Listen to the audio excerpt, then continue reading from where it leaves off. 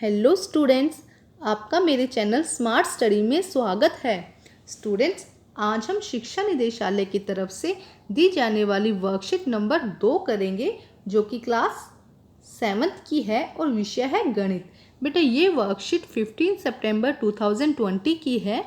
तो आइए शुरू करते हैं आज की वर्कशीट शुरू करने से पहले बेटा प्लीज़ मेरे चैनल को सब्सक्राइब कर दीजिए। तो आइए देखते हैं आज की वर्कशीट। आंकड़ों का संग्रह है। आंकड़े तथ्यों का एक संग्रह है जिसे संख्या, शब्द, माप, अवलोकन या चीज़ों का विवरण। हमने पिछली वर्कशीट में आंकड़ों के बारे में पढ़ा था। हमने देखा था कि कोई भी संख्या, शब्द, मान, अवलोकन होता है उसे हम क्या कहते हैं? आंकड़े।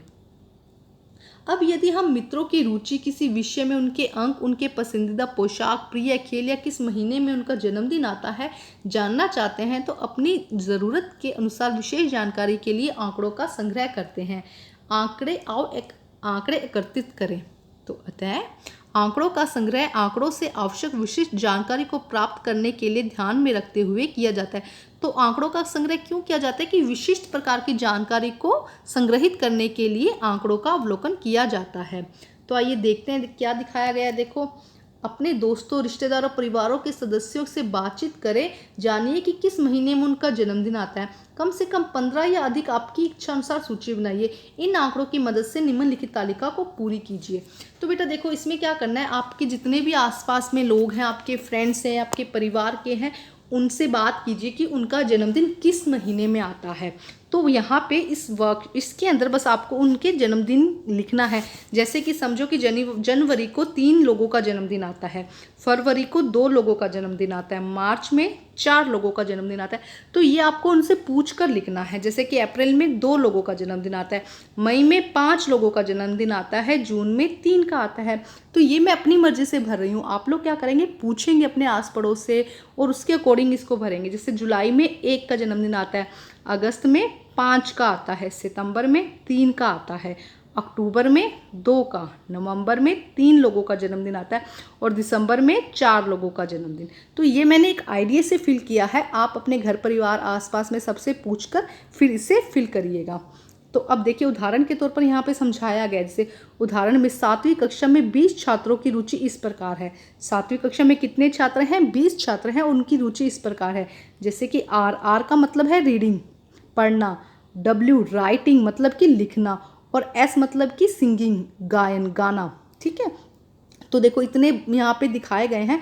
तो इसे हम आंकड़ों में कैसे बदलते हैं, देखिए कैसे लिखा गया। पढ़ना देखो कितना है, आर कितना है, 1 2 3 4 5 6। तो हमने क्या लगा दिया, छात्रों की संख्या कितनी हुई, 6। हमें क्या लिखना पड़ा, हर बार आर करके नहीं लिखना पड़ा, हमें सिर्फ लिखना पड़ा पढ़ना, और कितना हो गया, 6। ऐसे ही लिखना, डब्ल्यू कितना है बेटा, 5। काउंट करो, 1 2 3 4 एंड यह रहा 5। ठीक है, उसके बाद सिंगिंग, सिंगिंग कितना है, 9। सिंगिंग कितने हैं, इनको काउंट करो तो कितने होंगे, ये 9। ठीक है, कुल स्टूडेंट कितने हुए, 20। तो इस तरह से बेटा टेबल बनाई जाती है जिसमें हम आंकड़ों को रखते हैं। तो आइए देखते हैं क्या वर्कशीट में आपके क्वेश्चंस दिए गए हैं। बेटा देखिए क्या है, 10 लड़कियों की ऊंचाई को सेमी में मापा गया।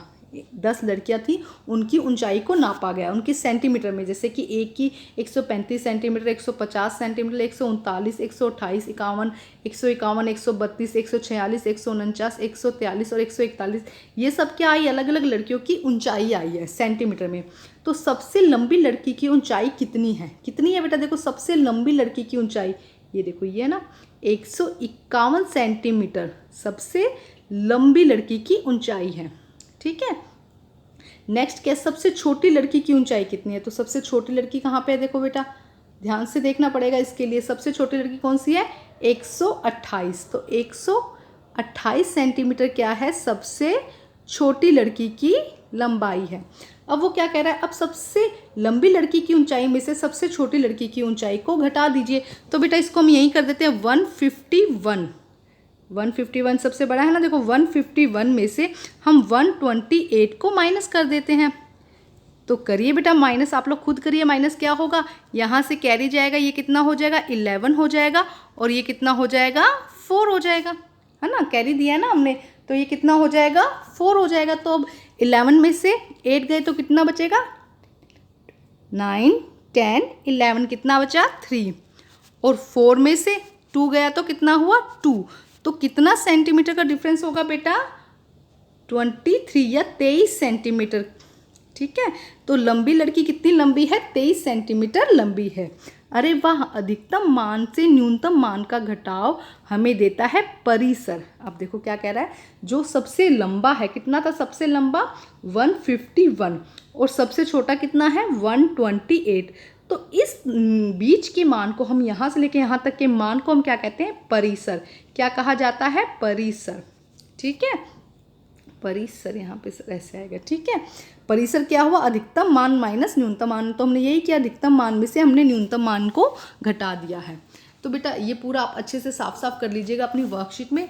आज की वर्कशीट आपकी कंप्लीट होती है। वर्कशीट कंप्लीट करके अपने टीचर से चेक कराइए, और प्लीज़ मेरे चैनल को सब्सक्राइब कीजिए, लाइक कीजिए और शेयर कीजिए। Thank you students.